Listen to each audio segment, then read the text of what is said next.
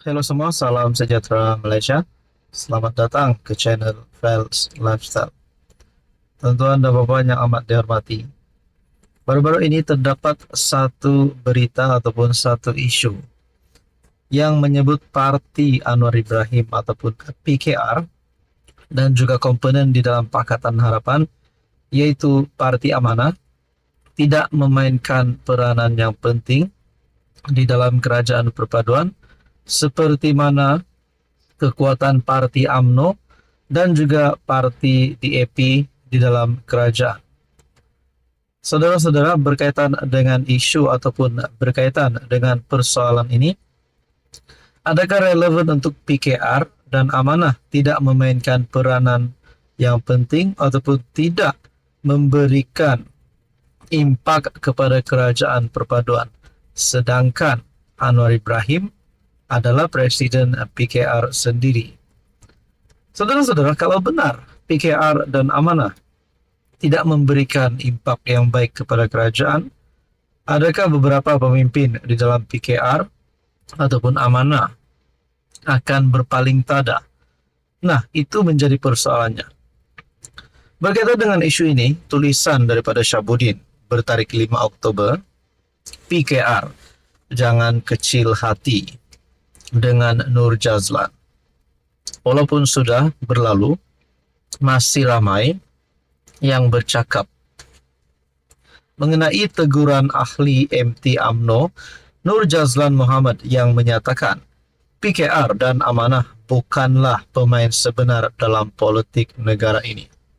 Pernah kata kepimpinan UMNO ataupun teguran daripada ahli Majlis Tertinggi UMNO Nur Jazlan berkata PKR dan Amanah bukanlah pemain sebenar dalam politik negara ini. Adakah ini akan mengundang kepada perselisihan di antara Parti UMNO dan Parti PKR? Nah, itu menjadi persoalannya.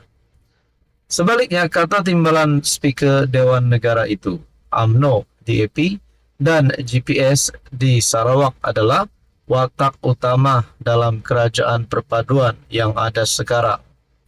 Dalam konteks permainan poker politik, hanya mereka yang benar-benar ada skill, kekuatan, dan pengalaman saja yang layak dan mampu bertahan di meja utama.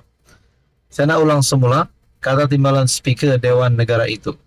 UMNO, DAP, GPS di Sarawak adalah watak utama dalam kerajaan perpaduan yang ada sekarang. Sedangkan Anwar Ibrahim adalah Presiden PKR sendiri.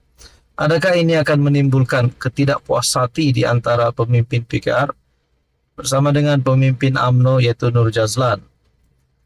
Bagi saya, hanya UMNO, DAP, dan GPS saja yang boleh diibaratkan sebagai pemain poker profesional yang tahu bila nak bluff, bila nak raise, dan bila nak ambil risiko. Parti ini saja pemain sebenar dalam politik Malaysia sejak awal merdeka dulu, kata beliau.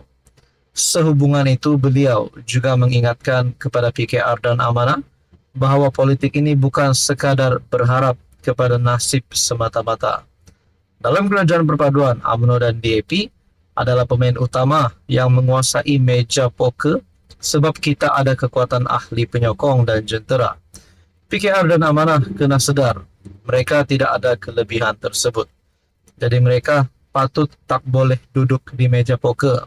Biarlah saya cakap terus terang, bukan setakat dalam politik di nasional, di peringkat politik di Johor pun PKR dan Amanah kurang layak duduk semeja main poker politik. Realitinya mereka ini hanya passengers, penumpang yang nak rebut kerusi dalam kapal terbang yang dikemudi dua pilot yaitu UMNO dan DAP.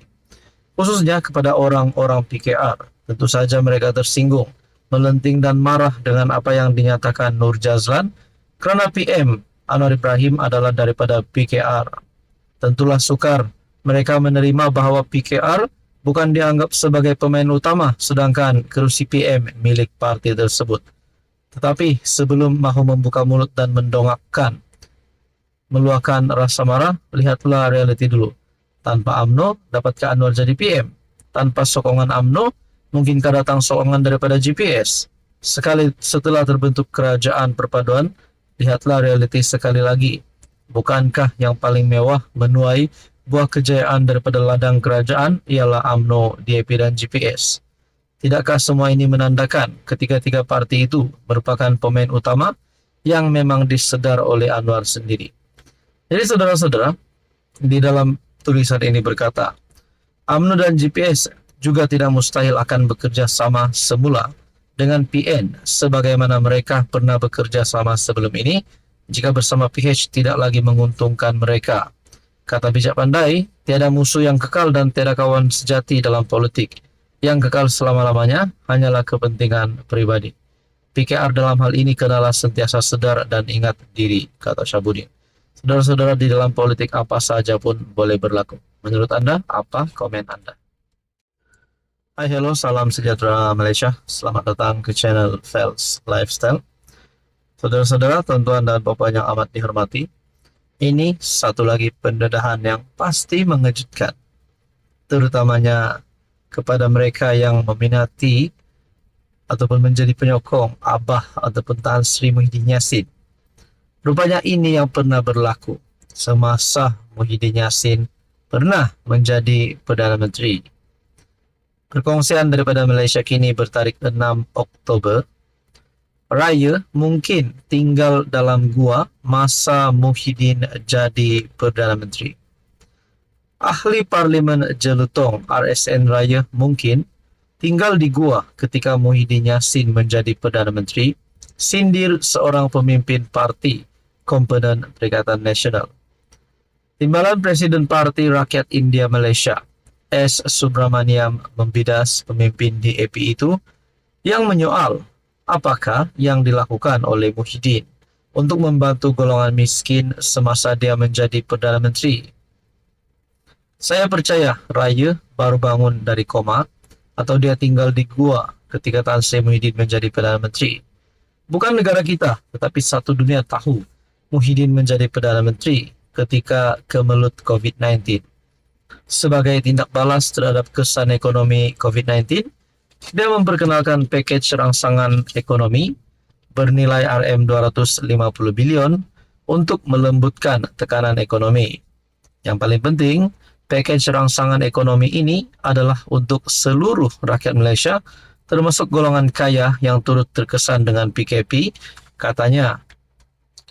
Muhyiddin juga mengumumkan moratorium bayaran balik pinjaman bank selama 6 bulan secara automatik kepada semua individu tanpa mengira golongan B40, M40 atau T20. Jangan lupa program bantuan bakul makanan RM300 ribu kepada setiap ahli parlimen. Saya pasti RSN Raya juga menerima peruntukan itu sebagai ahli parlimen waktu itu. Saya pasti beliau membantu. Cuma saya tak pasti adakah bantuan raya itu sampai kepada semua golongan, katanya. Sebelum ini Subramaniam menuduh PM Anwar Ibrahim meneruskan serangan ke atas golongan elit, berkata seolah-olah berdosa untuk menjadi kaya ketika era pentadbiran Madani. Pemimpin PN itu merujuk pernyataan Anwar bahwa kerajaan mungkin akan menghentikan pemberian subsidi untuk membiayai pendidikan anak golongan mahakaya. Raya kemudian tampil mempertahankan kenyataan Anwar, berkata, sekiranya kerajaan tidak memberi subsidi pendidikan terhadap pelajar daripada keluarga kaya, maka ia akan memanfaatkan kanak-kanak keluarga miskin dengan meletakkan peluang mereka di padang yang sama rata. Sementara itu, Subramaniam mencabar Raya menyenaraikan rancangan baru kerajaan Madani yang dikhususkan kepada masyarakat India. Saudara-saudara yang amat dihormati, tuan-tuan dan puan, apa komen Anda?